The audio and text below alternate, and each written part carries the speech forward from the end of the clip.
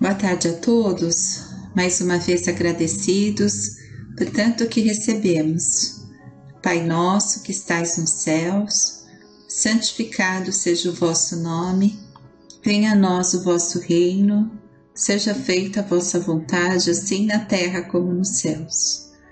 O pão nosso de cada dia nos dai hoje, perdoai nossas dívidas, assim como perdoamos nossos devedores.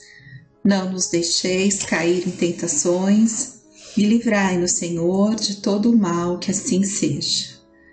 Do Evangelho segundo o Espiritismo, por Allan Kardec, missão do homem inteligente na Terra. Não vos orgulheis por aquilo que sabeis, porque esse saber tem limites bem estreitos no mundo em que habitais. Mesmo supondo que sejais uma das sumidades desse globo, não tendes nenhuma razão para vos envaidecer. Se Deus, nos seus desígnios, vos fez nascer no meio onde pudestes desenvolver a vossa inteligência, foi por querer que a usasseis em benefício de todos, porque é uma missão que Ele vos dá, pondo em vossas mãos o instrumento com o qual podeis desenvolver ao vosso redor as inteligências retardatárias e conduzi-las a Deus. A natureza do instrumento não indica o uso que dele se deve fazer. A enxada que o jardineiro põe nas mãos do seu ajudante não indica que ele deve cavar? E o que diríeis se o trabalhador, em vez de trabalhar, erguesse a enxada para ferir o seu senhor?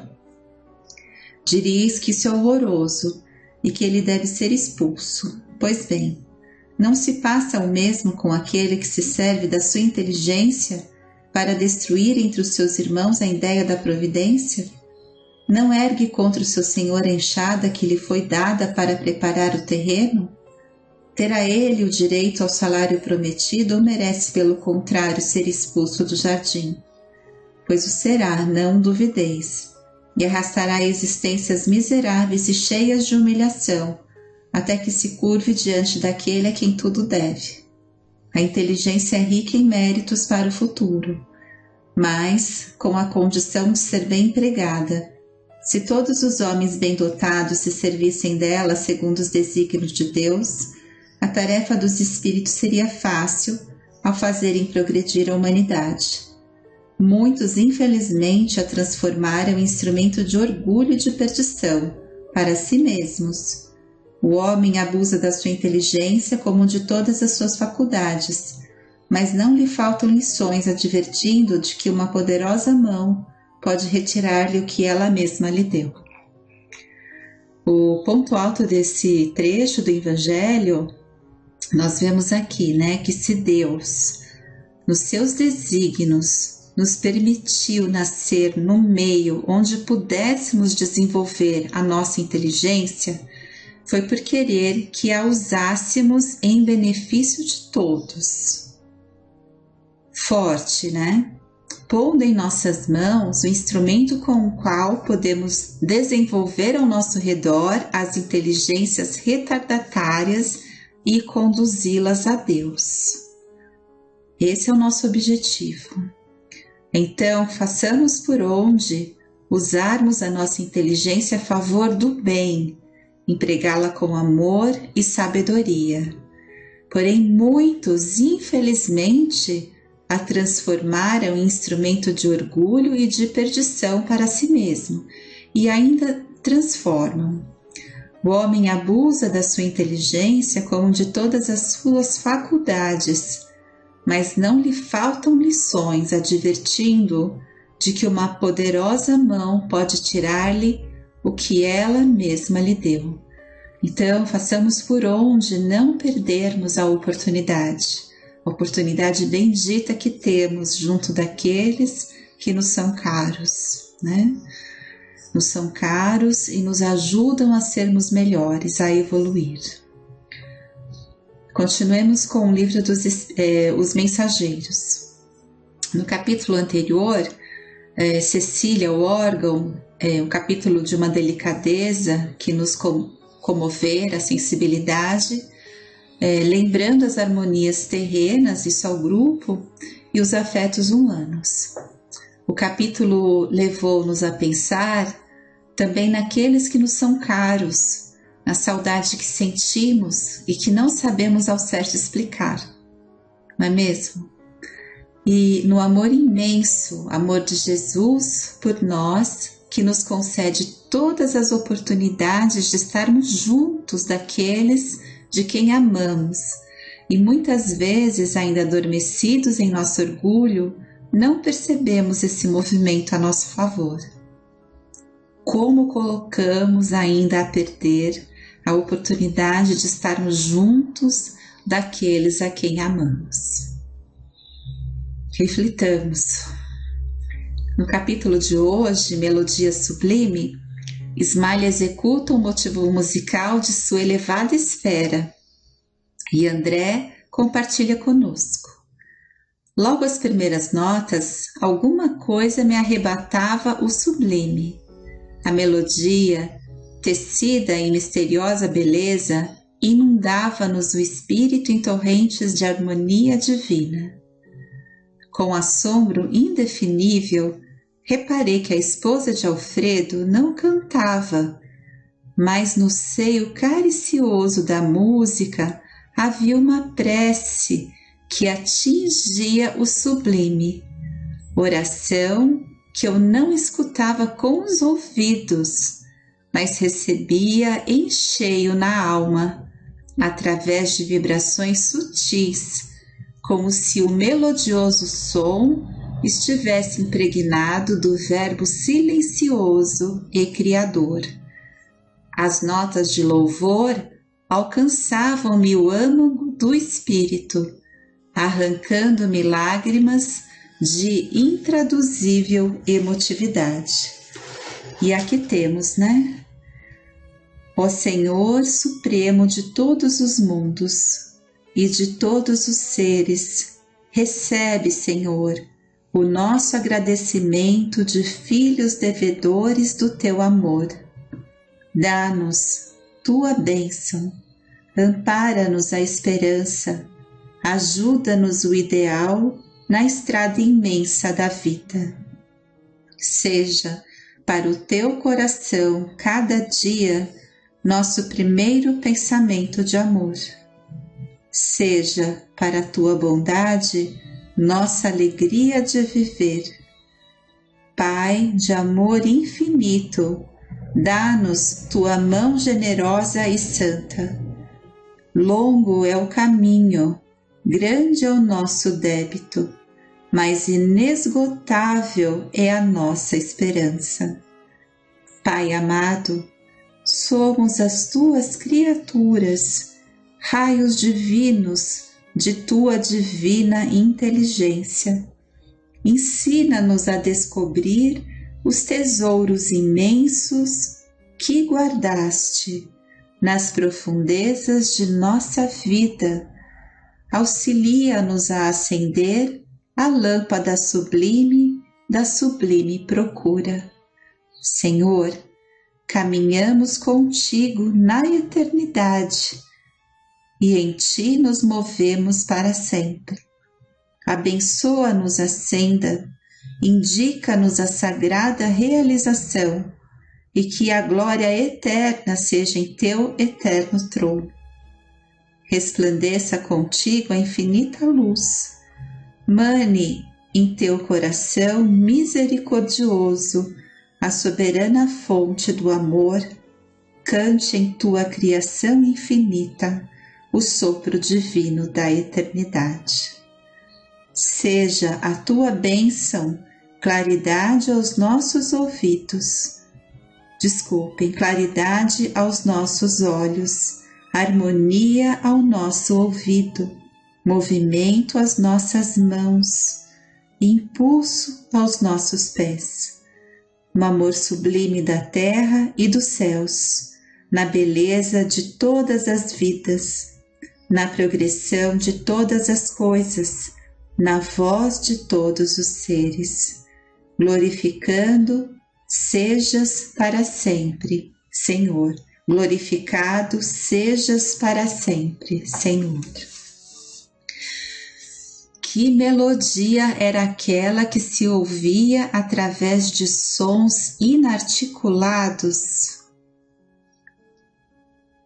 A prece tocara-me as recônditas fibras do coração e reconhecia que nunca meditara na grandeza divina como naquele instante em que uma alma santificada falava de Deus com a maravilha de suas riquezas espirituais. Compreendi que a oração terminara porque a música mudou de expressão. O caráter heróico cedeu lugar a lirismo encantador. Mais alguns minutos e Ismália terminou a magistral melodia. A esposa do administrador desceu até nós, coroada de intensa luz. Alfredo avançou, beijando-a no rosto. Ao mesmo tempo, Aniceto lhe estendia a destra, agradecido. Há muito tempo não ouvia música tão sublime como a desta noite, exclamou Aniceto sorrindo. Cecília falou-nos do sublime amor terrestre. Ismália arrebatou-nos ao divino amor celeste. Ideia feliz a de permanecermos no posto. Fomos igualmente socorridos pela luz da amizade que nos revigorou o bom ânimo. A extensa sala estava cheia de notas de reconhecimento e júbilo sincero. A melodia de Ismália constituíra singular presente do céu. A alegria e o bom ânimo transpiravam em todos os rostos. Observando que Aniceto se retirava para um canto do salão, procurei-o ansioso. Desejava esclarecer o fenômeno da prece sem palavras, das harmonias, das luzes e das flores. Antes, porém, das interpelações do aprendiz, o orientador amigo sorriu amável e explicou. Cada um de nós traz nos campos da vida os arquivos de si mesmo, enquanto os maus exibem o inferno que criaram para o íntimo, os bons revelam um paraíso que edificaram no próprio coração. Ismália já amontoou muitos tesouros que as traças não roem. Ela já pode dar da infinita harmonia a que se devotou pela bondade e pelo divino amor. A luz que vimos é a mesma que jorra do plano superior de maneira incessante, inundando os caminhos da vida. Mas a melodia, a prece, as flores constituem sublime criação dessa alma santificada. Ela repartiu conosco, neste momento, uma parte dos seus tesouros eternos. Peçamos ao Senhor, meu amigo, que não tenhamos recebido em vão as sublimes dádivas. Belíssimo esse capítulo, não acharam?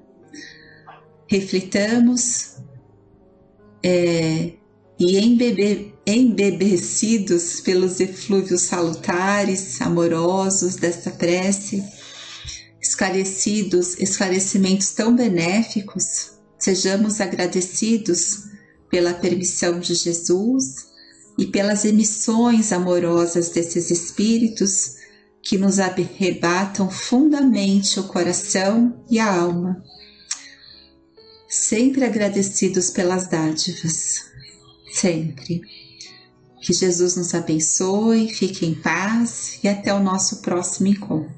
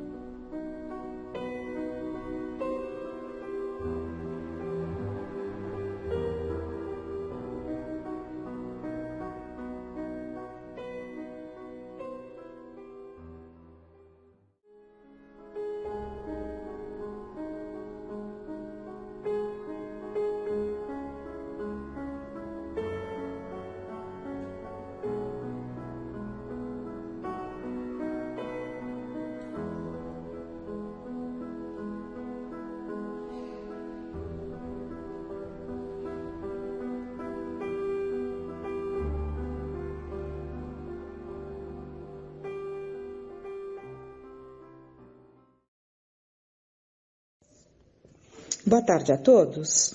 Dando continuidade, então, ao encontro dessa tarde, vamos retomar alguns pontos em que vimos que a médium Ivone Pereira, num processo de desdobramento, se viu no ambiente junto a espíritos que haviam cometido por várias encarnações muitas crueldades, então se encontravam em estado lastimável, porque já viviam o processo do remorso, né? Do arrependimento por tudo que haviam feito e desenvolvendo ali um processo desconcertante de autoobsessão.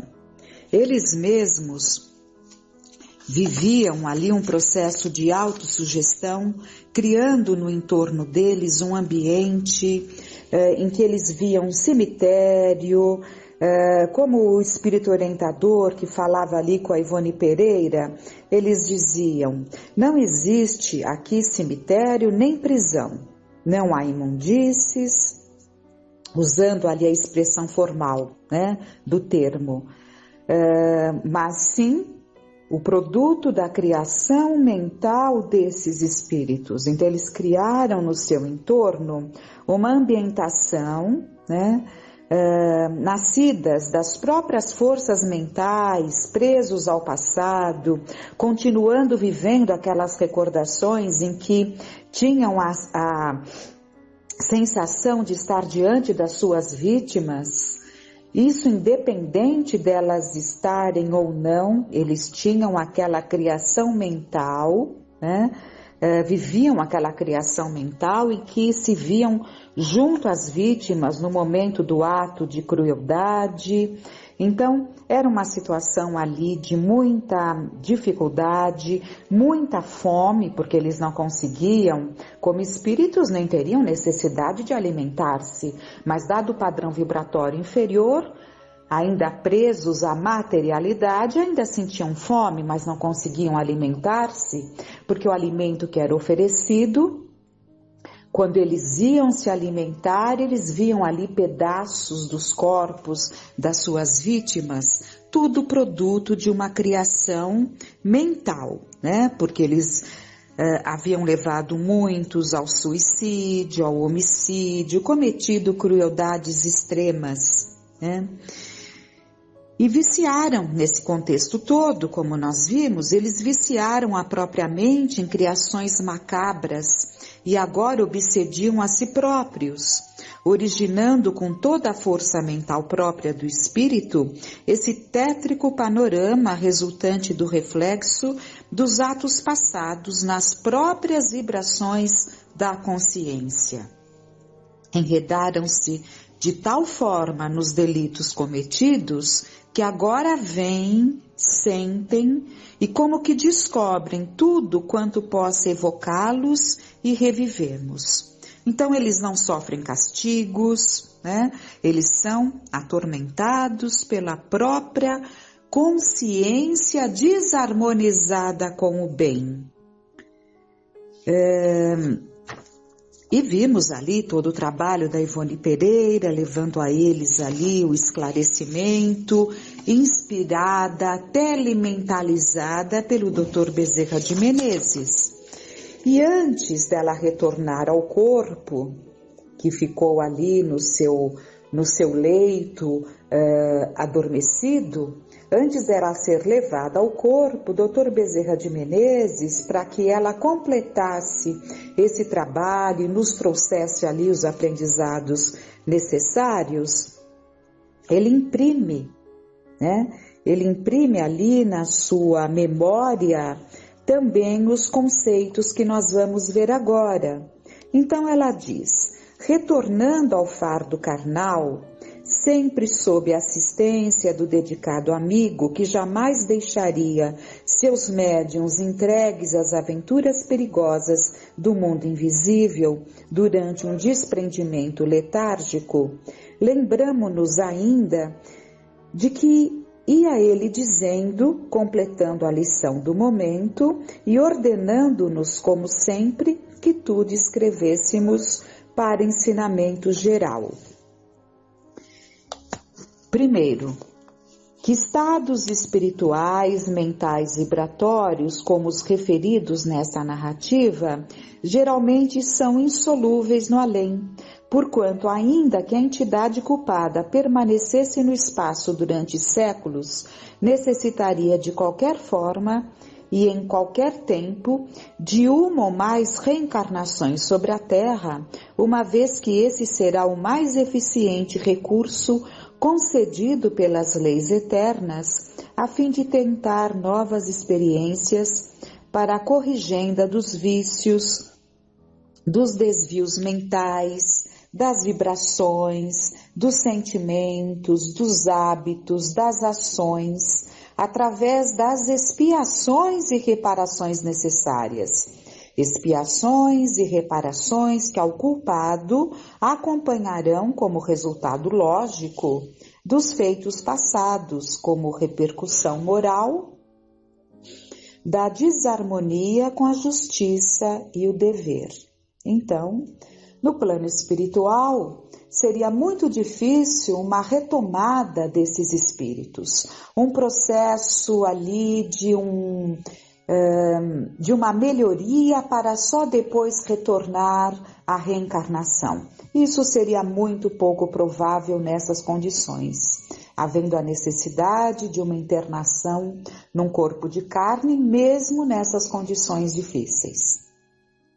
Segundo, que tais existências primarão pelas desventuras, visto que divorciados do bem desde um passado remoto, tais entidades por si mesmas prepararam situações irremediáveis, como tantas observadas nas sociedades terrenas, onde a miséria, a dor e a desgraça desafiam toda a possibilidade de suavização.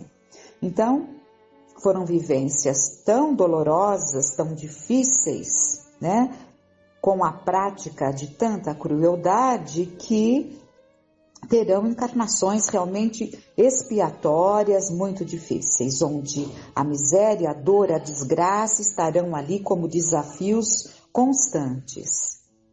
Terceiro, que às vezes almas muito culpadas poderão ingressar em níveis sociais algo elevados, desde que reencarnadas entre devedores de idênticos desatinos ou entre corações generosos que se prontificam a auxiliá-las pelo amor de Deus, renascendo então, como seria de esperar, enfermiças, nervosas, retardadas, auto-obsediadas, etc.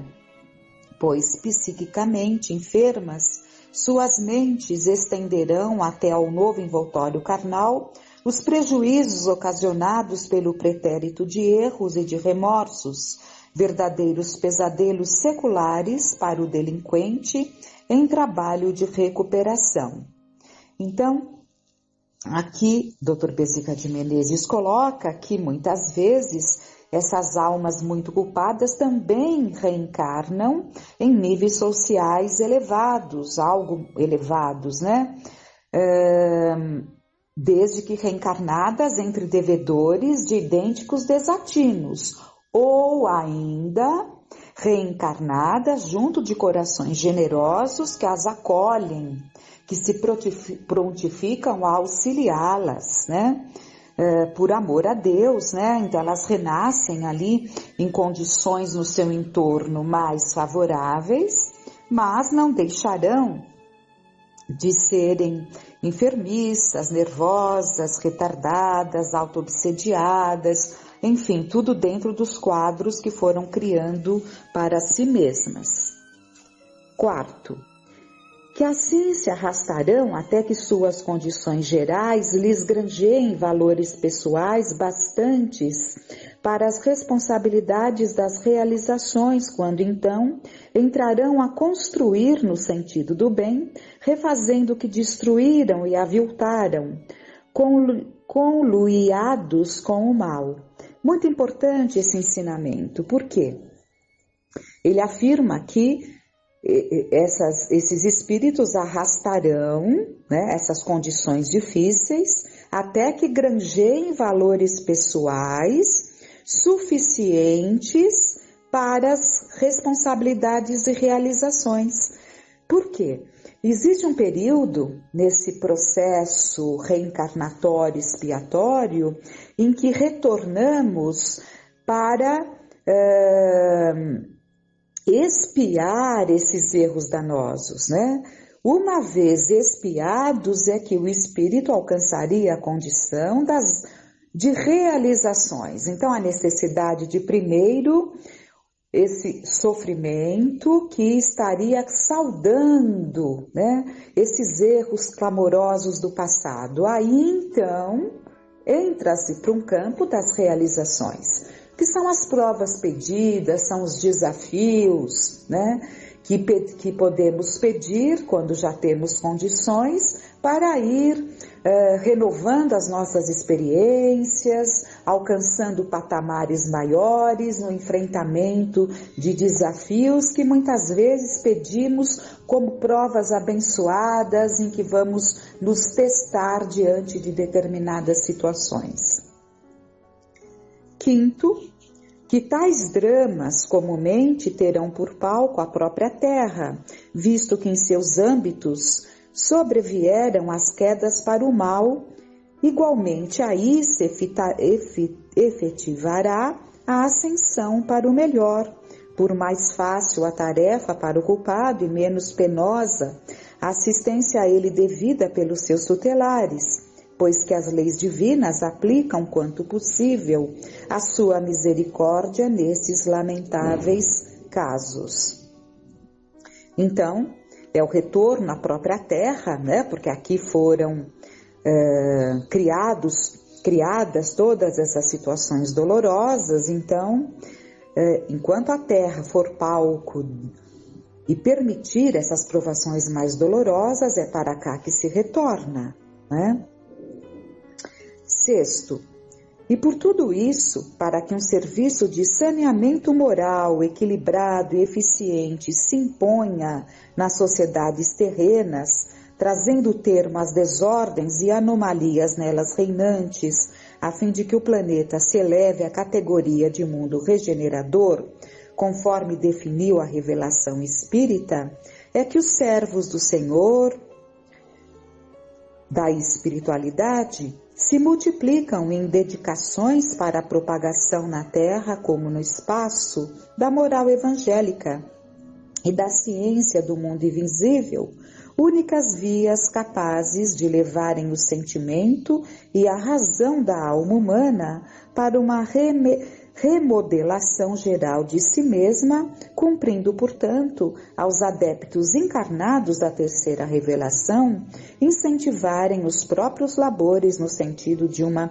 estreita cooperação com aqueles, sob a forma de que a cada um for possível, nem que seja somente com o trabalho amoroso da prece, pois que será esta poderoso auxílio para o progresso das almas necessitadas de forças para a reabilitação.